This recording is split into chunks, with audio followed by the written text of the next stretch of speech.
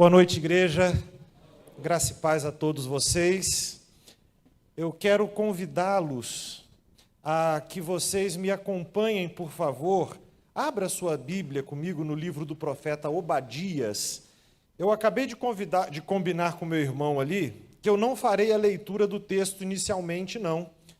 Então nós vamos orar e vamos avançar devagar na leitura desse texto aqui, enquanto desenvolveremos aqui a mensagem desta noite. Eu falarei a vocês hoje sobre a justiça que não falhará. Amém? Fechem seus olhos comigo. Vamos orar. Pai amado, nós estamos aqui reunidos com a finalidade de ouvirmos, ó Deus, a Tua voz, falando conosco, edificando, Deus, a nossa vida, fortalecendo o nosso coração, ó Pai, nos dando direção para a vida, Senhor. E eu quero pedir ao Senhor que venha, ó Deus, iluminar a nossa mente, o nosso coração, para que possamos compreender a mensagem do Teu servo Obadias e que nós, ó Deus bendito, possamos ser edificados pessoalmente por meio dela, Pai. Pedimos por isso, Deus. Nós oramos em nome de Jesus. Amém, Pai. Amém. Irmãos, se vocês puderem, abram a Bíblia, mantenham ela aberta aí em Obadias. Obadias está lá depois de Amós. Não sei se te ajudou, mas se você não sabe também onde está Amós, começa a correr um pouquinho aí, porque tem como aprendê-los. Obadias é, na verdade, o livro mais curto do Antigo Testamento. São apenas 21 versos nesse livro, mas uma mensagem muito relevante para nós. Obadias traz uma mensagem que é uma mensagem de alento para um povo que estava vendo a crueldade acontecer, vivendo essa crueldade, sendo vítima dela de algum modo. Obadias também traz um aviso severo contra o orgulho, contra aqueles que praticam a crueldade, e ele faz uma lembrança de que Deus julgará tudo isso, de que o Senhor julgará tudo isso. Então, é uma palavra de esperança, de fortalecimento para o povo do Senhor. A primeira frase do verso 1 está dizendo assim: esta é a visão que o Senhor soberano revelou a Obadias acerca da terra de Edom. Eu quero parar aqui nessa parte e quero trazer algumas coisas aqui para o seu entendimento. Obadias traz uma mensagem acerca da terra de Edom. Não é uma profecia para Edom, mas acerca de Edom. E, obviamente, ele se refere muito diretamente a este povo. Quem eram os edomitas? Você se lembra de Esaú, irmão de Jacó, filhos de Isaque? Ele, na verdade, Esaú era esse irmão que ficou conhecido como Edom. Então ele dá origem ao povo, a descendência dele dá origem a esse povo edomita. Esaú, você talvez se lembre, ele foi persuadido por Jacó a abrir mão do seu direito de primogenitura. Aceitou fazer uma troca por um ensopado vermelho, não é? Como o texto de Gênesis diz para a gente a respeito disso. E ele ali, de forma impetuosa, ele abre mão dos seus direitos de primogenitura em troca daquele alimento. Jacó também, junto com a mãe, tramou contra Esaú, de modo que o pai, Isaque, abençoasse Jacó em lugar de Esaú. Uma artimanha tramada ali por mãe e filho, e isso fez com que Esaú chegasse a odiar Jacó. O texto de Gênesis diz especificamente isso, que ele chegou a odiar o seu irmão, pretendeu matá-lo. É verdade que Jacó, depois de ter passado uma temporada fora daquela região, pastoreando os rebanhos de seu sogro, ele depois volta e vai encontrar-se com o seu irmão, e eles têm a oportunidade de fazer uma reconciliação ali entre eles. Mas o que nós vemos, olhando para o texto bíblico, é que, na verdade, a animosidade entre eles, essas diferenças, elas acabaram sendo transmitidas aos seus descendentes, de modo que estes povos formados pelos descendentes de Jacó, o povo de Israel, e os descendentes de Esaú, edomitas, que tinham uma ancestralidade comum, eram então povos irmãos, por assim dizer, mas eles não se consideravam desta forma.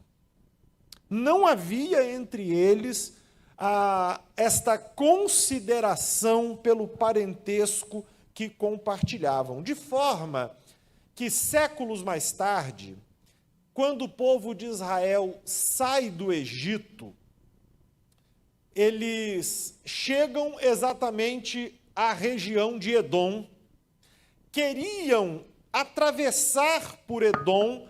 Se você olhar para o livro de Números, não precisa abrir lá agora, mas se você quiser registrar para você dar uma olhada nisso depois, em Números capítulo 20, versos 14 a 17 ali, tem esse momento em que Moisés, agora conduzindo o povo, chegam aos limites do território de Edom, e ele envia mensageiros para que conseguisse permissão para que o povo, então, cruzasse o território de Edom, passasse por dentro daquele território.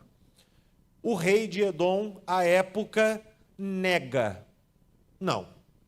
Não podem passar. Moisés ainda insiste com isso, pede, quase que implorando, se compromete dizendo assim: olha, nós não vamos tocar em nada, sequer água nós beberemos, não vamos tocar em nenhuma lavoura, em nenhum gado de vocês, nós só precisamos atravessar. O rei edomita foi intransigente, não permitiu a passagem deles, reuniu o seu exército e foi exatamente até a fronteira, impedindo que o povo pudesse tentar sequer passar por ali. O povo de Israel, por causa disso, precisou fazer um desvio, contornando a região de Edom, um desvio de 160 quilômetros aproximadamente, a pé. Vários dias de caminhada, por uma região terrivelmente árida. Se você continuar lendo o livro de Números, você verá que foi exatamente durante esta viagem que faziam para contornar Edom, que o coração do povo se angustiou profundamente, e eles murmuram contra Moisés, e eles dizem: olha, nós viemos aqui para morrer de sede, por acaso, porque sofreram penosamente durante aquele período em que tiveram que contornar a região de Edom. E ao longo da história, se você for pesquisar aí a história bíblica, você verá que os edomitas sempre estiveram em conflito com o povo de Israel.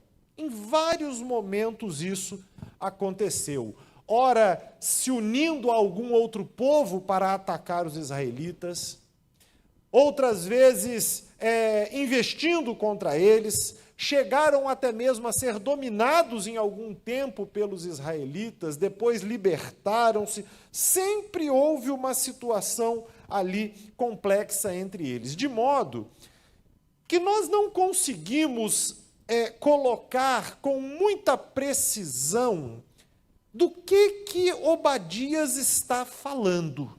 De qual episódio foi esse? De tantos episódios vividos. Mas há uma pista que nós encontramos no Salmo 137, caso você queira olhar. Você sabe que o Salmo 137 é um salmo que refere-se à experiência do povo no cativeiro babilônico. E no Salmo 137, versículo 7, é dito assim: ó Senhor, lembra-te do que os edomitas fizeram no dia em que Jerusalém foi conquistada. Disseram: destruam-na, arrasem-na até o chão. Ou seja, o Salmo 37 traz uma perspectiva para a gente aqui, de que quando os babilônios atacaram então Jerusalém, investiram contra Jerusalém, os edomitas apoiaram esta invasão. Há muitos que têm defendido que o livro do profeta Obadias está se referindo a esse episódio. Muito provavelmente, não é? É bem provável que sim. Mas nós voltaremos então para o profeta Obadias, a fim de vermos aqui o que Obadias fala sobre uma visão que ele teve do Senhor. É a continuação aí do verso 1. Observe comigo aí do verso 1 ao verso 4. Ele diz assim: ouvimos uma mensagem do Senhor, que um embaixador foi enviado às nações para dizer: preparem-se todos, vamos reunir nossos exércitos e atacar Edom. O Senhor diz a Edom: eu o tornarei pequeno entre as nações. Você será grandemente desprezado. Foi enganado por seu orgulho, pois vive numa fortaleza de pedra e mora no alto dos montes. Quem me derrubará daqui de cima? Pensa consigo. Mesmo que suba tão alto como as águias e faça seu ninho entre as estrelas, de lá eu o derrubarei, diz o Senhor. Então, essa palavra de Obadias, ela vem trazendo exatamente o anúncio de um juízo contra os edomitas. Eles, soberbos como estavam, mas o Senhor diz a eles, então, no verso de número 2, eu os tornarei pequenos, vou torná-los insignificantes. Vocês que estão arrogantes, cheios de si, outras nações virão até vocês e vocês serão reduzidos à insignificância. Ele disse no verso de número 3, que o coração deles, o coração dos edomitas, havia se enchido de orgulho. E esse orgulho os enganou, de fato. Por quê? Viviam numa fortaleza de pedras, viviam na fenda das rochas, talvez a sua tradução bíblica usa essa expressão. Eu não sei se você já viu isso alguma vez, mas não é raro encontrarmos aí, e você pode pesquisar se quiser aí pela internet, você já viu a cidade de Petra, com aquelas construções moldadas na própria rocha da montanha?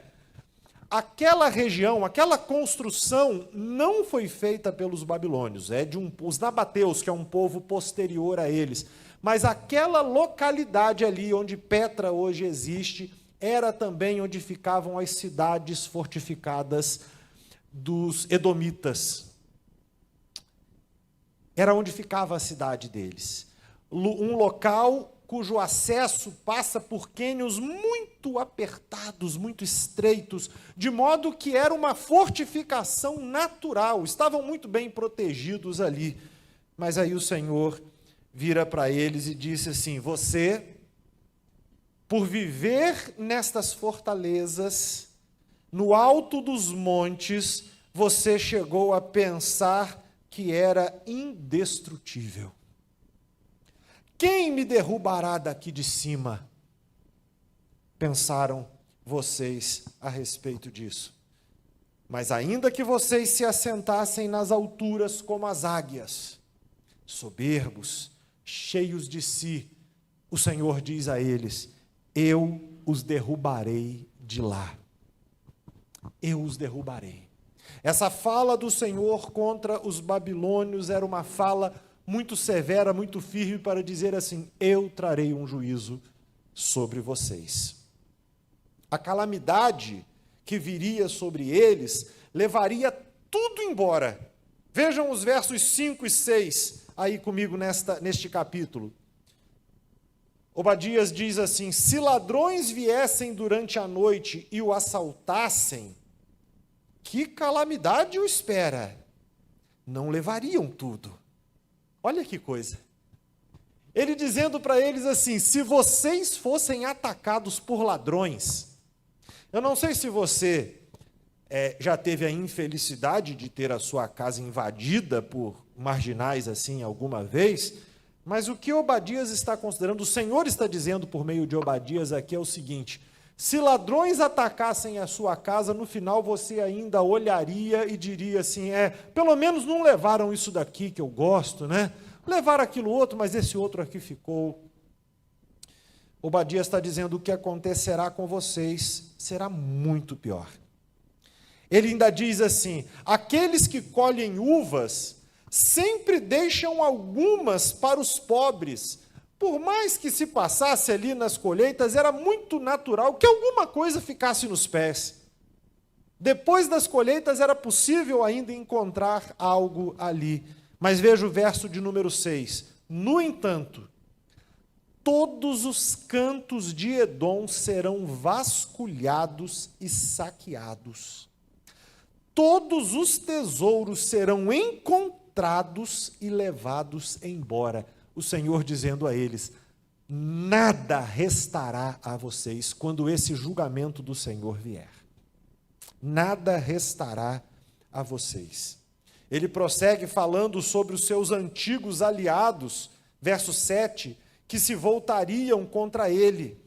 Aliados estes que outrora foram chamados e, em algumas vezes, uniram-se a eles para atacar o povo de Deus. Mas o Senhor está dizendo para eles: esses seus aliados os expulsarão de sua terra. Eles lhe prometeram paz, enquanto tramam enganá-lo e conquistá-lo. Seus amigos de confiança lhe prepararão armadilhas e você nem se dará conta.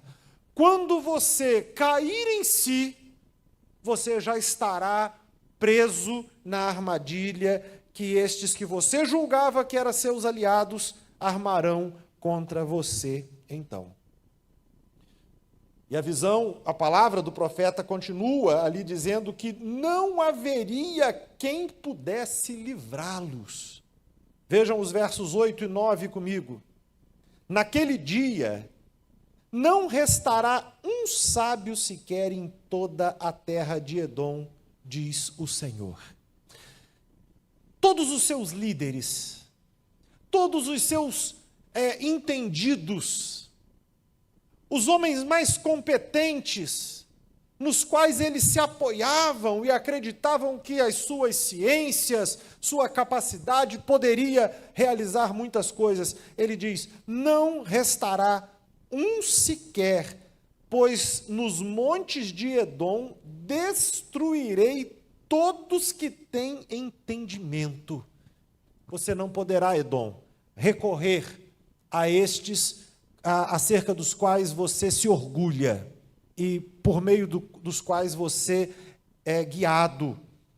Mas nem mesmo seus guerreiros poderosos servirão. No verso 9 ele diz que os guerreiros mais poderosos de Temã ficarão atemorizados. Então eles não poderiam recorrer aos sábios, não poderiam recorrer aos homens fortes, porque quando o Senhor investisse contra eles, estes guerreiros ficariam aterrorizados. E no fim, todos nos montes de Edom serão exterminados pela matança. Ou seja, o juízo que viria do Senhor seria um juízo severo, profundo, e que não teria como escapar desse juízo de forma alguma. Mas nós poderíamos ainda nos perguntar: qual era a razão deste juízo tão severo? Por que Edom seria a vítima, por assim dizer, alvo de um juízo tão duro contra eles? E aí nós vemos nos versículos 10 e 11 essa resposta. Obadias está dizendo assim: por causa da violência que cometeu contra seus parentes, os israelitas. É muito interessante nós olharmos para isso aqui, porque nós podemos pensar assim: a crueldade cometida contra qualquer pessoa é deplorável, é errada, é perversa, é condenável. Mas a crueldade cometida contra pessoas com as quais nós temos vínculos é mais abjeta ainda. É mais repulsiva ainda. É mais grave aos olhos do Senhor. Imagine alguém que peque contra o seu irmão, que peque contra pai e mãe, ou contra o seu cônjuge, contra um filho ou filha, contra o seu próprio povo. Todas essas ações cometidas contra aqueles com os quais nós temos vínculos, aos olhos do Senhor, isso, aos olhos de qualquer pessoa, mas claramente aos olhos do Senhor, é uma das situações aviltantes, repulsivas. E o que acontece então?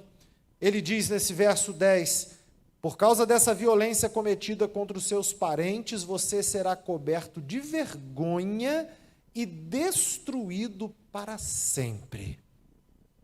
Deus se aborrecia profundamente ao ver o tamanho da maldade, da iniquidade cometida contra o seu povo, não somente por ser o seu povo, mas também porque era um povo irmão, por assim dizer. Mas como foi isso? Olha o versículo 11, o que ele diz: quando eles foram invadidos, você se manteve afastado e não quis ajudá-lo. É muito provável que isso se refira, sim, à situação dos babilônios, que o Salmo 137 diz. Quando eles disseram: isso mesmo, destruam. Nesse caso específico, os edomitas viram o povo do Senhor sendo atacado, invadido, mas eles preferiram manter distância, dizer: não é comigo, não é um problema meu. Foram indiferentes, omissos em relação àquela situação.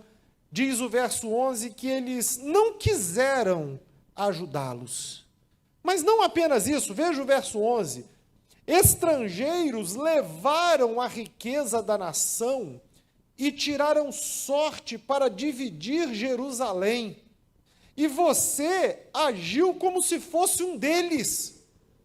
Então o povo de Edom, diante daquela desgraça que se abatia sobre eles, não apenas não se tocaram, não se moveram de compaixão, de um senso de querer ajudá-los, pelo contrário, assemelharam-se àqueles e uniram-se àqueles que estavam levando embora as riquezas da nação. E nós vamos encontrar, então, nos versos de 12 a 14, uma série de repreensões feitas pelo Senhor, que tem um tom pesado, Veja, acompanhe comigo aí a partir do verso 12. O Senhor dizendo assim: não deveria ter ficado satisfeito quando exilaram seus parentes. Vocês não deveriam ter ficado satisfeitos quando viram isso acontecer. Quando eles foram levados para uma terra distante. Irmãos, isso é uma coisa tão séria de se pensar, não é? Quando alguém de alguma maneira sente um prazer em perceber a infelicidade de um outro. Mas o Senhor vem fazendo essas repreensões. Você não deveria ter ficado satisfeito com isso. Não deveria, continua ele no verso 12, ter se alegrado quando o povo de Judá sofreu tamanha desgraça. Não deveria ter falado com arrogância naquele tempo de aflição, se gabado. Vendo o estado deles, vocês não poderiam ter agido da maneira como agiram. Verso 13. Não deveriam ter saqueado a terra de Israel naquele dia de calamidade. Vocês se aproveitaram do momento de fragilidade deles para tirar ainda alguma coisa em proveito próprio, mas não deveriam ter feito isso. Não deveriam ter participado do roubo às riquezas deles. Olhe para o verso 14, aí também. Não deveriam ter ficado nas encruzilhadas para matar os que tentavam escapar. Enquanto aqueles que estavam sendo atacados em Jerusalém tentavam fugir, os edomitas armaram emboscadas contra eles.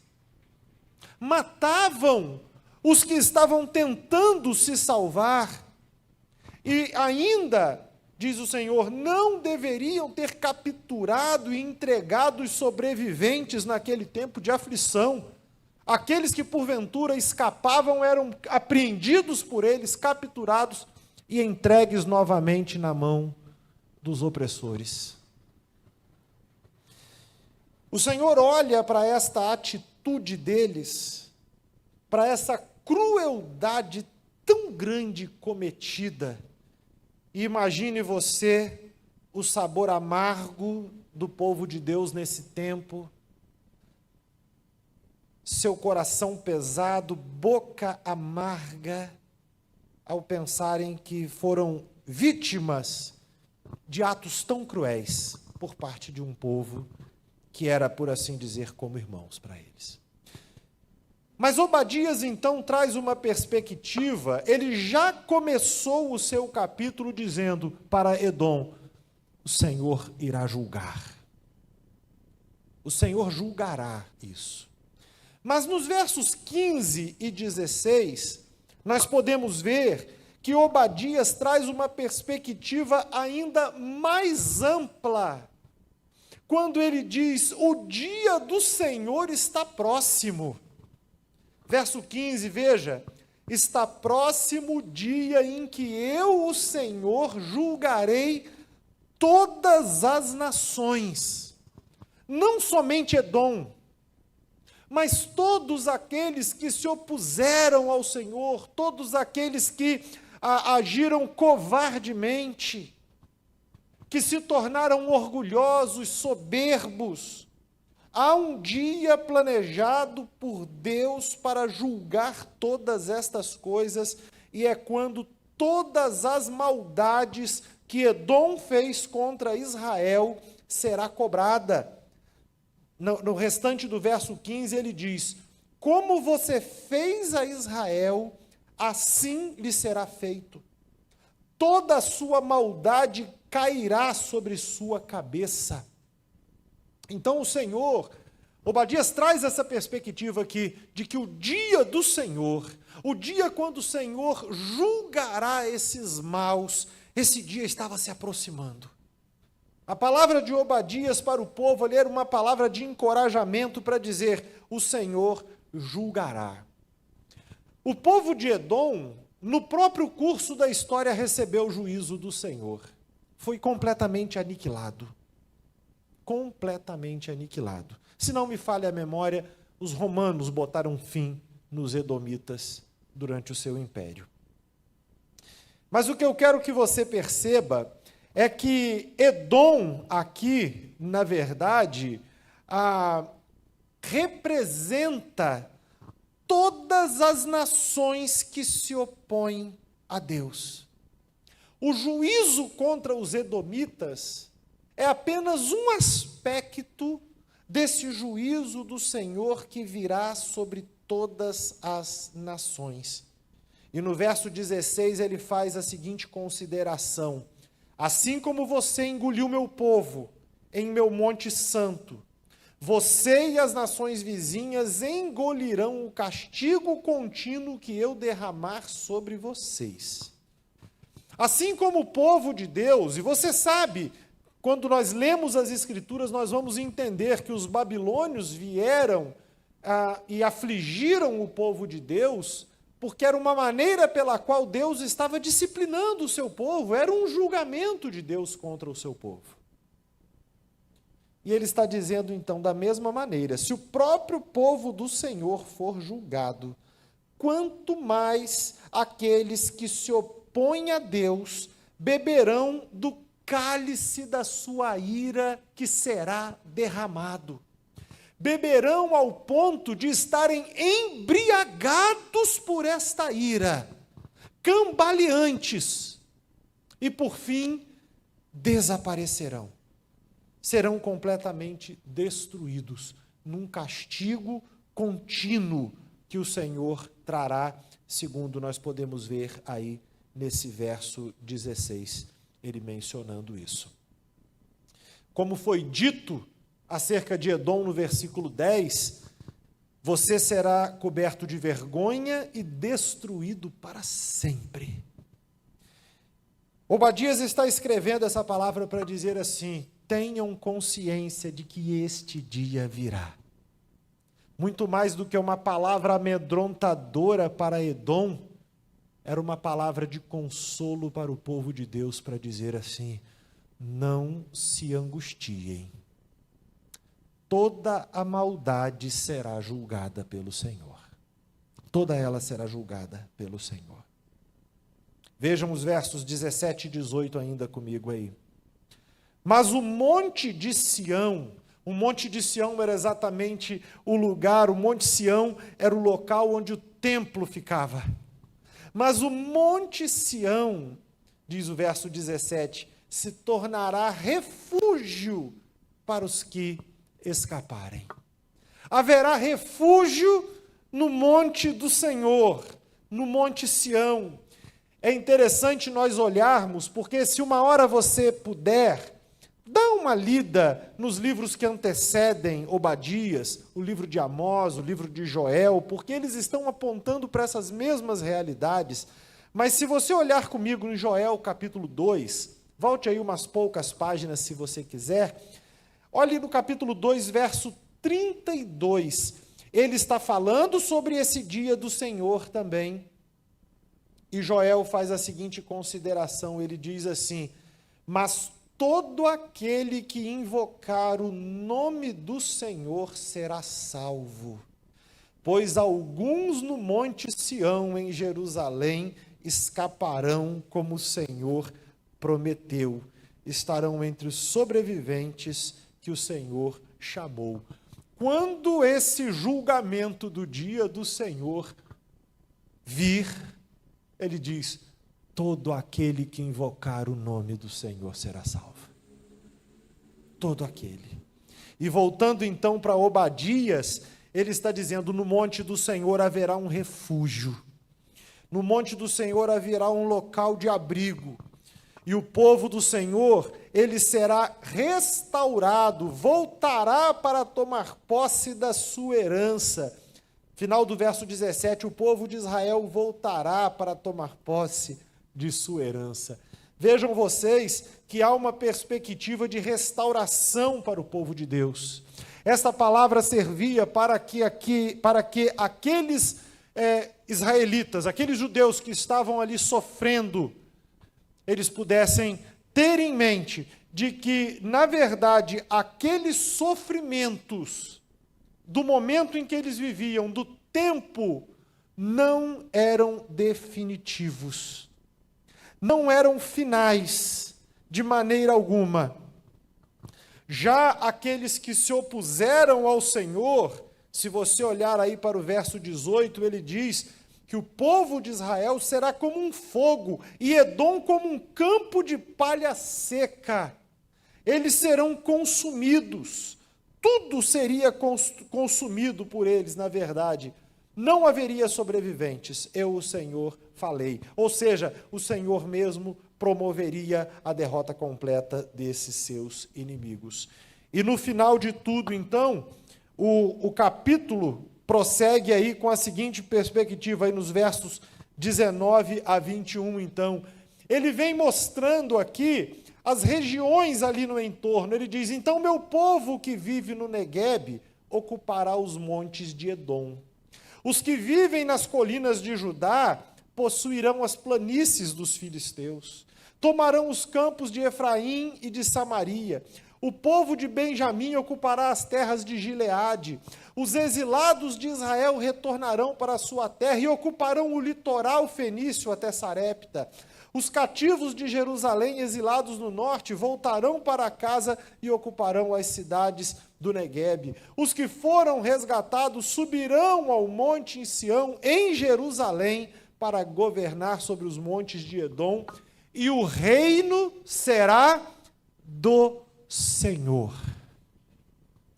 O que Obadias está dizendo para aqueles servos do Senhor que estavam vivendo sobre opressão ali? Quando o Senhor executar o seu julgamento, todos esses reinos poderosos serão reduzidos à insignificância e haverá um só reino, que é o reino do Senhor. Um só reino. O Senhor reinará sobre tudo quando ele julgar os seus inimigos.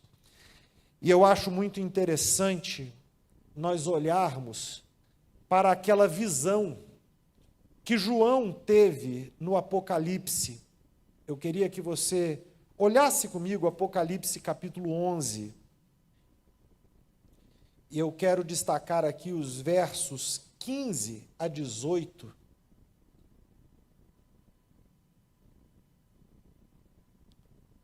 A partir do verso 15, Apocalipse 11, verso 15, diz assim: o sétimo anjo tocou sua trombeta e fortes vozes gritaram no céu.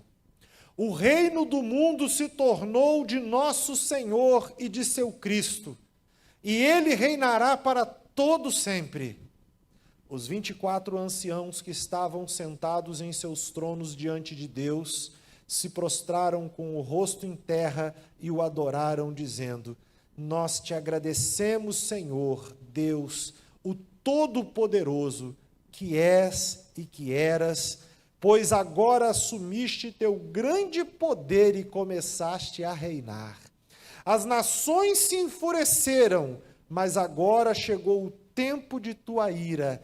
É tempo de julgar os mortos e de recompensar teus servos, os profetas, assim como teu povo santo, e todos que temem o teu nome, desde os pequenos até os grandes. É tempo de destruir todos que causaram destruição na terra. O juízo do Senhor virá. O juízo do Senhor virá, e todos aqueles que causaram destruição serão destruídos pelo Senhor. E um único rei, o nosso Senhor, reinará sobre todos aqueles que invocarem o nome do Senhor. O que nós aprendemos com essa mensagem de Obadias. Aqueles israelitas, naquele tempo, eles foram lembrados ali por Obadias, de que mesmo que o momento no qual viviam pudesse parecer que os seus inimigos haviam vencido, porque estavam cativos, oprimidos, ainda que parecesse que os seus inimigos tivessem vencido, que a arrogância deles parecesse que eles nunca seriam abalados, no final de tudo, no dia do Senhor, tudo aquilo seria posto abaixo, e o Senhor reinaria sobre tudo. Aqueles israelitas tiveram a oportunidade de serem confortados no seu sofrimento, por causa disso. E nós aqui hoje, eu quero recomendar isso a vocês. Não se preocupem, não se abalem com aqueles que parecem se alegrar com os nossos problemas, que estão em posições nas quais se sentem seguros e são arrogantes e falam de forma soberba. Não se aflijam com isso. Não se aflijam por causa daqueles que agem com deslealdade, daqueles que se aproveitam das nossas crises para tirar ainda mais vantagem para eles mesmos, ou que se unem a outros contra você ou contra o povo de Deus. Não se aflijam. A mesma palavra do Senhor para os israelitas naquele tempo é uma palavra que deve aquietar o nosso coração hoje também. É o Senhor dizendo: eu cuidarei deles. A minha justiça, a justiça do Senhor, nunca falhará. Nunca falhará. Mesmo que esses arrogantes se coloquem assentados nas alturas, a justiça do Senhor nunca falhará. E que nós possamos nos lembrar que o Senhor sabe como cuidar do seu povo. E Ele é poderoso para confirmar e firmar o seu reino para sempre, naquele dia que Ele tem preparado para isso também. Que nós possamos pacientemente aguardarmos pelo Senhor e sabermos que no dia do Senhor toda injustiça será revertida, será julgada pelo Senhor, e aqueles que hoje são oprimidos serão exaltados pelo Senhor. Amém, queridos? Fechem seus olhos comigo, vamos orar, por favor.